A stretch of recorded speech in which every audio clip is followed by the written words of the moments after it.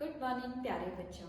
आज की इस वीडियो में मैं बात करूंगी घातांक और घात की, यानी कि एक्सपोनेंट्स एंड पावर्स की। तो अगर आप इस वीडियो को लास्ट तक देखेंगे तो आपको उसके बाद ऐसा लगेगा कि एक्सपोनेंट एंड जो पावर्स टॉपिक है वो क्या है, बहुत ही इजी टॉपिक है। तो चलिए देखते हैं कि आखिर क्या है एक्सपोनेंट एंड पावर्स।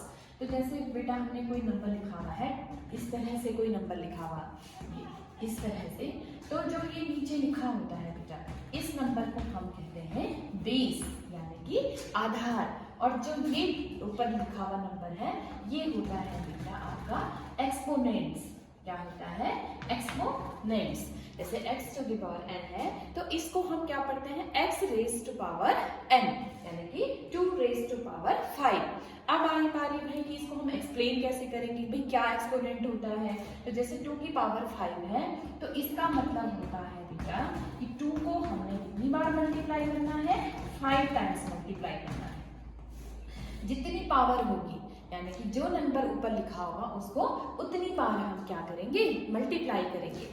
तो बेटा जो घातांक होता है वो ये बताता है कि हमने क्या करना है, बेस को कितनी बार क्या करना है, मल्टीपल करना है। इसको हम एक इस तरीके से भी कह सकते हैं कि मान लो क्या है, हमारे पास कोई मैजिक मशीन है और इस मशीन में हमने क्या डाल दिया, 2 को डाला। हमने क्या किया, उस मैजिक मशीन में 2 को डाला और उसे 5 बार कॉपी कर दिया।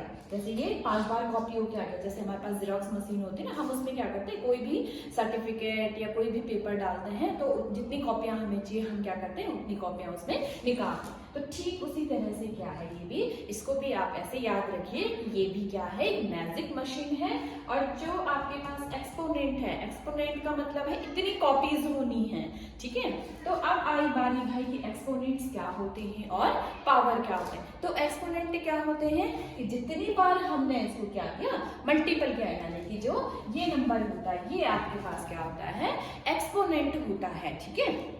और पावर क्या होती है, जो ये पूरा है, यानी कि जितना आपके पास ये टोटल वैल्यू आती है ये होता है आपके पास क्या होता है, पावर, यानी कि दोनों ये आया आपके पास 32। इट मीन्स जो 32 इट्स वैल्यू, यानी कि जो 2 रेज टू पावर 5 है इसकी जो वैल्यू है 32, दिस इज पावर। तो पावर क्या होती है बेटा, base plus exponents, base plus exponent, this is power. तो यानी कि 2 की पावर 5 जो हमने कहा ये पूरा आपके पास क्या है, पावर। तो हमने क्या सीखा, 3 चीजें देखी, पहला बेस, पूरा एक्सपोनेंट, और ये जो पूरा है ये हमारे पास दिस इज पावर। ये क्या है, पावर है।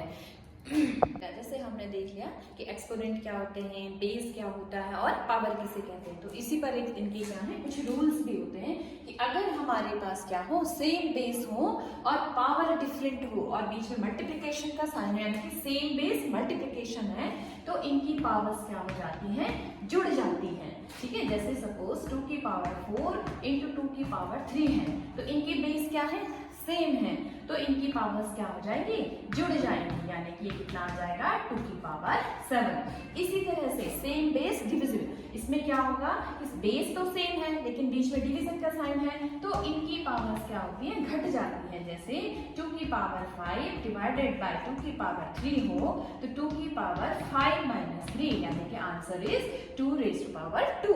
इसी तरह से पावर टू पावर हो जाए, यानी कि इसकी पावर की पावर, तो ये क्या होती है, आपस में मल्टीप्लाई हो जाते हैं। जैसे 2 की पावर 4 की पावर 3 हो तो ये आता है बेटा 2 की पावर 12। इसी तरह से अच्छा बेटा ये जो होता है हमेशा कोई भी, चाहे कोई भी नंबर हो, चाहे 99 है, कितनी भी बड़ी नंबर है, उसकी पावर अगर 0 है तो हमेशा उसकी वैल्यू बेटा 1 होती है। क्या होती है, 1 होती है।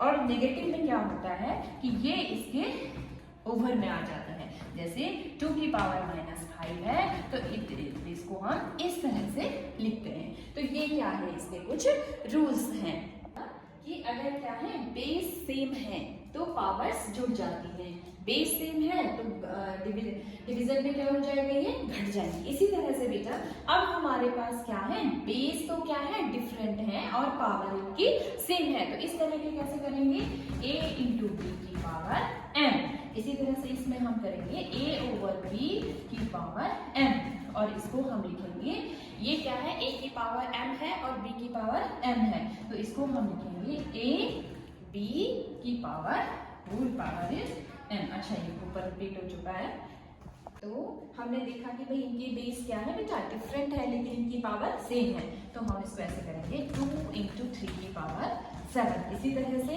बेस डिफरेंट है, पावर सेम है, तो 2/3 की पावर 5। तो इस तरह से इसके क्या होते हैं, रूल होते हैं। y × के पावर 0 = 1 या 5 की पावर 0 = 1, किसी भी नंबर की पावर 0 लेकिन आंसर 1 क्यों होता है, तो इसको हम लिखते हैं a की पावर 0 a1 - 1, इसको हम लिखेंगे a की पावर 1 × a की पावर -1, ये हो गया a × 1/a जी। 5 की पावर 1 × 1/5, तो ये हो गया 5 से 5 कटा। अभी तक हमने इसके रूल पढ़े, एक्सपोनेंट के बारे में पढ़ा, पावर के बारे में पढ़ा। अब ये है कि भाई इनका रियल लाइफ में क्या यूज होता है, आखिर इनका यूज होता कहाँ है।